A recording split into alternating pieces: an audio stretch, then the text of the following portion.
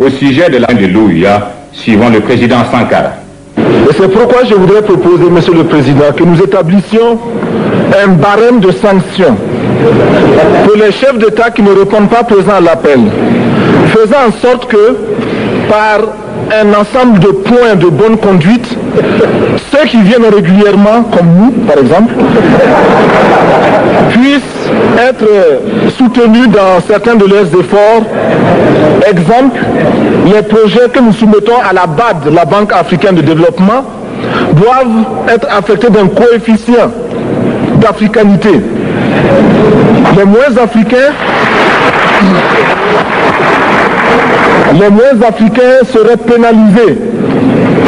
Et comme cela, tout le monde viendra aux réunions ici. Le président du CNR et du FASO aborde maintenant le problème de la dette des pays africains.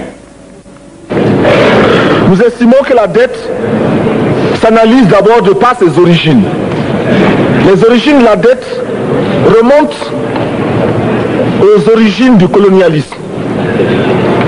Ceux qui nous ont prêté de l'argent, ce sont ceux-là qui nous ont colonisés. Ce sont les mêmes qui géraient nos États et nos économies. Ce sont les colonisateurs qui endettaient l'Afrique auprès des bailleurs de fonds, leurs frères et cousins. Nous étions étrangers à cette dette. Nous ne pouvions donc pas la payer. La dette, c'est encore le néocolonialisme où les colonisateurs se sont transformés en assistants techniques. En fait, nous devrions dire qu'ils se sont transformés en assassins techniques. Et ce sont eux qui nous ont proposé des sources de financement, des bailleurs de fonds internes que l'on emploie chaque jour, comme s'il y avait des hommes dont le bâillement suffisait à créer le développement chez les autres. Ces bailleurs de fonds nous ont été conseillés, recommandés. On nous a présenté des montages financiers alléchants, des dossiers. Nous nous sommes endettés pour 50 ans, 60 ans, même plus. C'est-à-dire que l'on nous a amenés à compromettre le peuple pendant 50 ans et plus. Mais la dette, c'est sa forme actuelle. Contrôlée, dominée par l'impérialisme. Une reconquête savamment organisée pour que l'Afrique, sa croissance, son développement obéissent à des paliers, à des normes qui nous sont totalement étrangères, faisant en sorte que chacun de nous devienne l'esclave financier, c'est-à-dire l'esclave tout court de ceux qui ont eu l'opportunité, la ruse, la fourberie de placer les fonds chez nous avec l'obligation de rembourser. On nous dit de rembourser la dette. Ce n'est pas une question morale. Ce n'est pas une question de ce prétendu honneur que de rembourser ou de ne pas rembourser. Monsieur le Président, nous avons écouté et applaudi le Premier ministre de Norvège lorsqu'elle est intervenue ici même. Elle a dit, elle qui est européenne, que toute la dette ne peut pas être remboursée. La dette ne peut pas être remboursée. La dette ne peut pas être remboursée parce que, d'abord, si nous ne payons pas, nos bailleurs de fonds ne mourront pas. Soyons-en sûrs. Par contre, si nous payons, c'est nous qui allons mourir. Soyons-en sûrs également. Ceux qui nous ont amenés, ceux qui nous ont conduits à l'endettement, ont joué comme dans un casino. Quand ils gagnaient, il y avait plein de débats. Maintenant qu'ils ont perdu au jeu, ils nous exigent le remboursement. Et l'on parle de crise. Non, Monsieur le Président, ils ont joué, ils ont perdu, c'est la règle du jeu. La vie continue.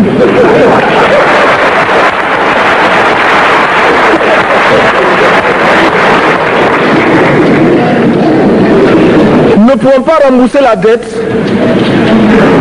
parce que nous n'avons pas de quoi payer. Nous ne pouvons pas rembourser la dette Parce que nous ne sommes pas responsables de la dette. Nous ne pouvons pas payer la dette parce qu'au contraire, les autres nous doivent ce que les plus grandes richesses ne pourront jamais payer, c'est-à-dire la dette de sang. C'est notre sang qui a été versé. On parle du plan Marshall qui a refait l'Europe économique, mais on ne parle jamais du plan africain qui a permis à l'Europe de faire face aux hordes hitlériennes lorsque leur économie était menacée, leur stabilité était menacée. Qui a sauvé l'Europe? C'est l'Afrique. On en parle très peu.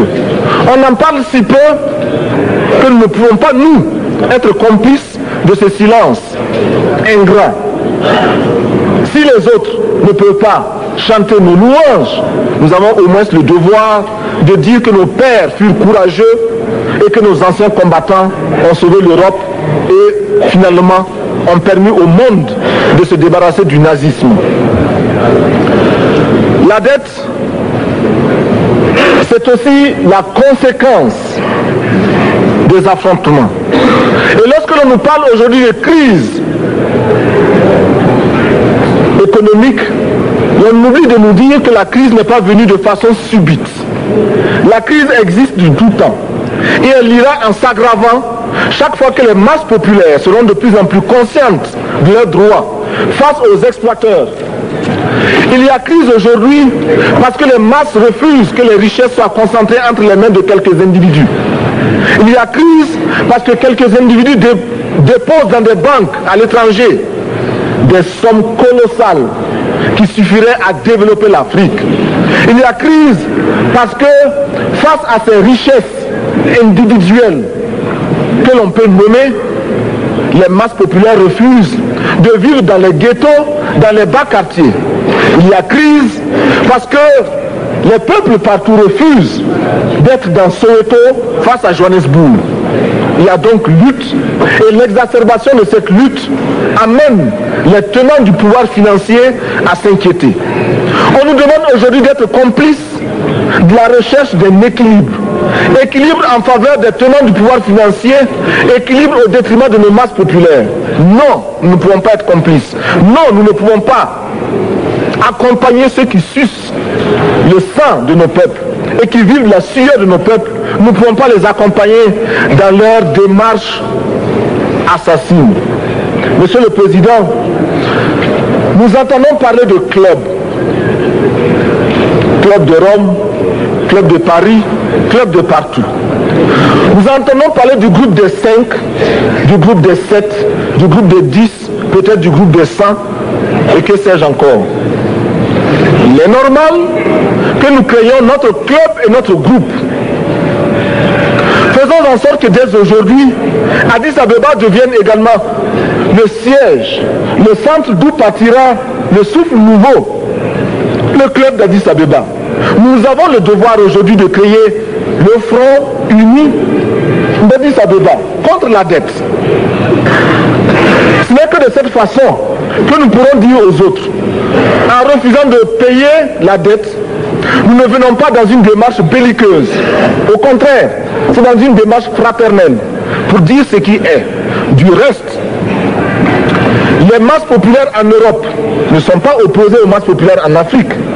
Mais ceux qui veulent exploiter l'Afrique, ce sont les mêmes qui exploitent l'Europe. Nous avons un ennemi commun. Donc, notre club, parti d'Addis Abeba, devra également dire aux uns et aux autres que la dette ne saurait être payée. Et quand nous disons que la dette ne saurait être payée, ce n'est point que nous sommes contre la morale, la dignité, le respect de la parole. Parce que nous estimons que nous n'avons pas la même morale que les autres. Entre le riche et le pauvre, il n'y a pas la même morale. La Bible, le Coran, ne peut pas servir de la même manière celui qui exploite le peuple et celui qui est exploité. Il faudrait alors qu'il y ait 2 éditions de la Bible et 2 éditions du Coran.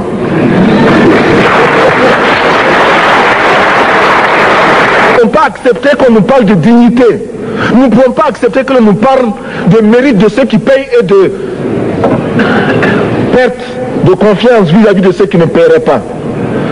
Nous devons au contraire dire que c'est normal aujourd'hui.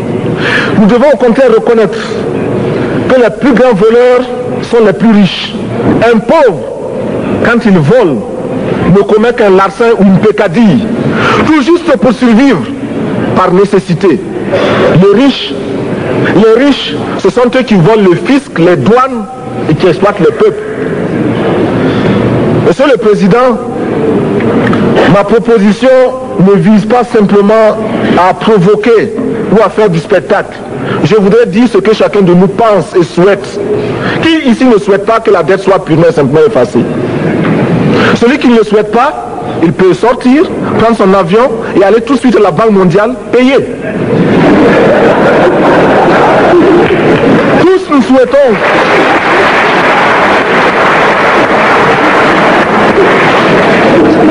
ma proposition n'est pas non plus, je ne voudrais pas que l'on prenne la proposition du Burkina Faso comme celle qui viendrait de la part de jeunes sans maturité, sans expérience. Je ne voudrais pas non plus que l'on pense qu'il n'y a que les révolutionnaires à parler de cette façon. Je voudrais que l'on admette que c'est simplement l'objectivité et l'obligation. Et je peux citer dans les exemples de ceux qui ont dit de ne pas payer la dette, des révolutionnaires comme des non-révolutionnaires, des jeunes comme des vieux.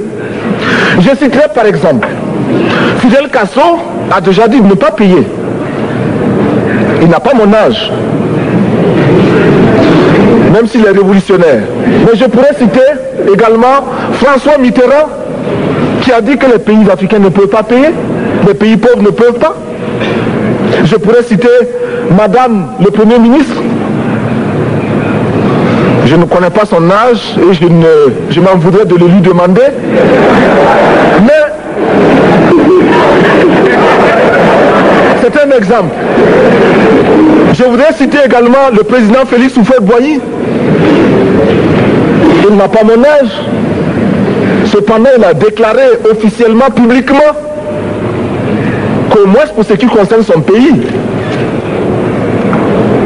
la Côte d'Ivoire ne peut pas payer. Or, la Côte d'Ivoire est classée parmi les pays les plus aisés d'Afrique, au moins d'Afrique francophone. C'est pourquoi d'ailleurs il est normal qu'elle paye plus en contribution ici. Mais, Monsieur le Président, ce n'est donc pas de la provocation. Je voudrais que très sagement, vous nous offriez des solutions. Je voudrais que notre conférence adopte la nécessité de dire clairement que nous ne pouvons pas payer la dette. Non pas dans un esprit belliqueux, belliciste. Ceci pour éviter que nous n'allions individuellement nous faire assassiner. Si le Burkina Faso tout seul refuse de payer la dette, je ne serai pas là à la prochaine conférence.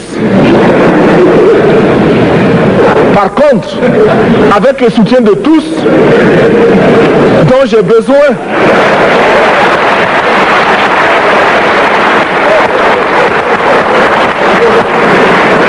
avec le soutien de tous, nous pourrons éviter de payer. Et en évitant de payer, nous pourrons à notre développement.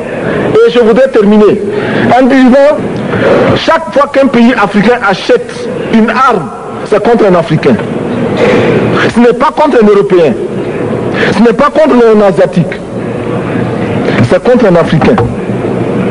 Par conséquent, nous devons également, dans la lancée de la résolution de la question de la dette, trouver une solution au problème de l'armement. Je suis militaire et je porte une arme.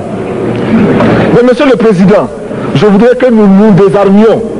Parce que moi, je porte l'unique arme que je possède et d'autres ont camouflé les armes qu'ils ont.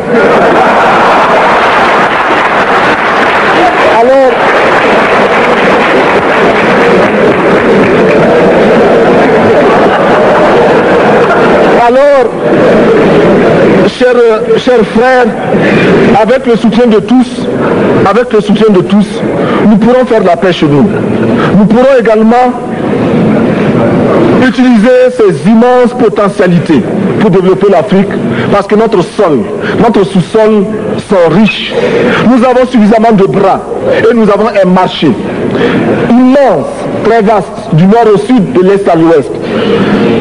Nous avons suffisamment de capacités intellectuelles pour créer, ou tout au moins prendre la technologie et la science partout où nous pourrons les trouver. Monsieur le Président, faisons en sorte que nous mettions au point ce front uni d'Addis Abeba contre la dette. Faisons en sorte que ce soit à partir d'Addis Abeba que nous décidions de limiter la course aux armements entre pays faibles et pauvres. Les gourdins et les coutelas que nous achetons sont inutiles. Faisons en sorte également que le marché africain soit le marché des Africains. Produire en Afrique, transformer en Afrique et consommer en Afrique. Produisons ce dont nous avons besoin et consommons ce que nous produisons au lieu d'importer. Le Burkina Faso est venu vous exposer ici la cotonnade produite au Burkina Faso, tissée au Burkina Faso, cousue au Burkina Faso pour habiller les Burkinabés. Ma délégation et moi-même, nous sommes habillés par nos tisserands, nos paysans. Il n'y a pas un seul fil qui vienne de l'Europe ou de l'Amérique. Je ne fais pas un défilé de mode, mais je voudrais simplement dire que nous devons accepter de vivre africain. C'est la seule façon de vivre libre et de vivre digne. Je vous remercie, Monsieur le Président. La patrie ou la mort, nous vaincrons.